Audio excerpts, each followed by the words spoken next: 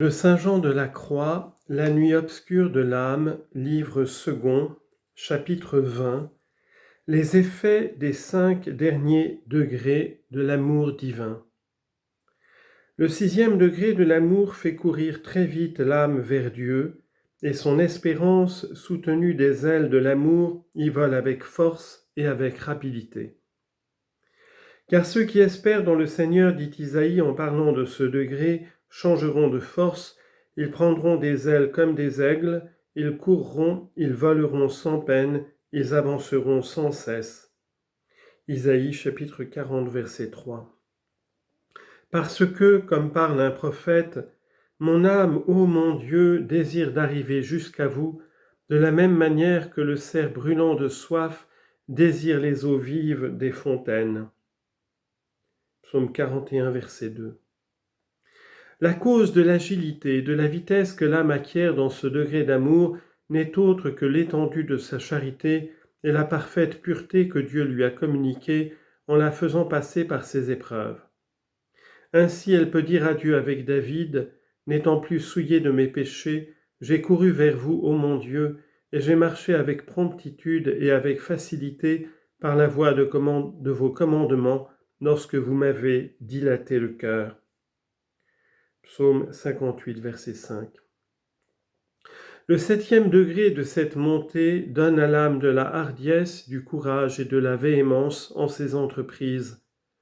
Cette véhémence l'empêche de suivre les règles du jugement quand il faut attendre les réponses qu'elle souhaite et prendre conseil quand il faut changer de dessein. La honte même et la pudeur ne sont pas capables d'arrêter l'exécution de ses projets. Car les faveurs que Dieu lui fait et l'amour qu'il lui témoigne la rendent intrépide et ardente en ses actions. Moïse pratiquait les maximes de ce degré lorsqu'il disait à Dieu avec beaucoup de hardiesse « Ou pardonnez-leur ce crime, ou effacez-moi du livre que vous avez écrit. » Exode chapitre 22 versets 31 et 32. Cependant, ces gens-là impètrent de Dieu tout ce qu'ils lui demandent en ne recherchant que sa sainte volonté. Mettez tout votre plaisir en Dieu et il vous accordera les demandes de votre cœur. Psaume 36, verset 4. L'épouse même a osé dire qu'il me donne un baiser de sa bouche. Cantique des Cantiques, chapitre 1, verset 1.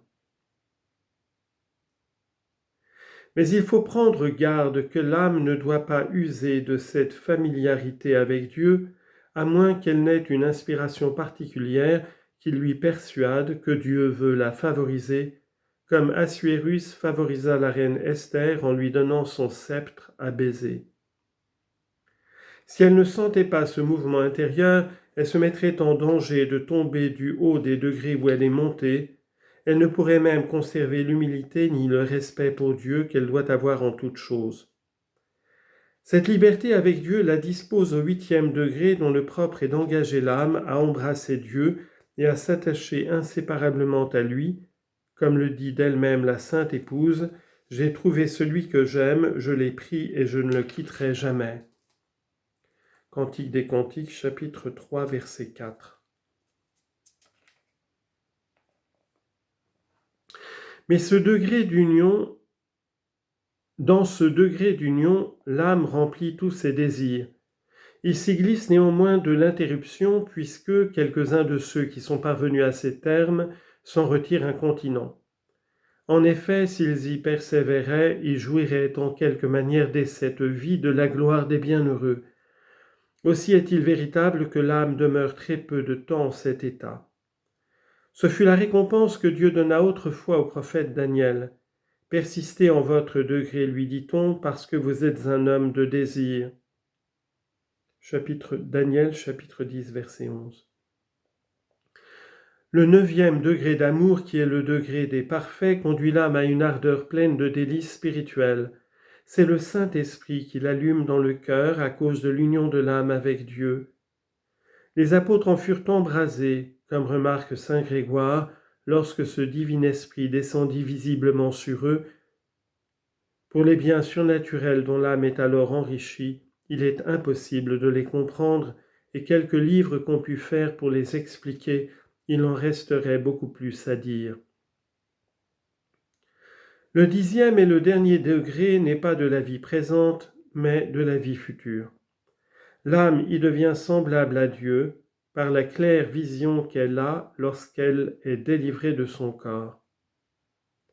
Notre Sauveur lui promet cette félicité quand il dit « Bienheureux sont ceux qui ont le cœur pur et net parce qu'ils verront Dieu ». Matthieu chapitre 5 verset 8. Saint Jean nous assure aussi que la vision béatifique de Dieu est la cause de cette ressemblance. Nous savons, dit-il, que quand il se découvrira visiblement, nous lui ressemblerons parce que nous le verrons tel qu'il est. 1 Jean chapitre 3 verset 2. Voilà donc cette montée secrète dont l'âme parle en son cantique. Il est vrai pourtant qu'elle ne lui est pas tout à fait cachée.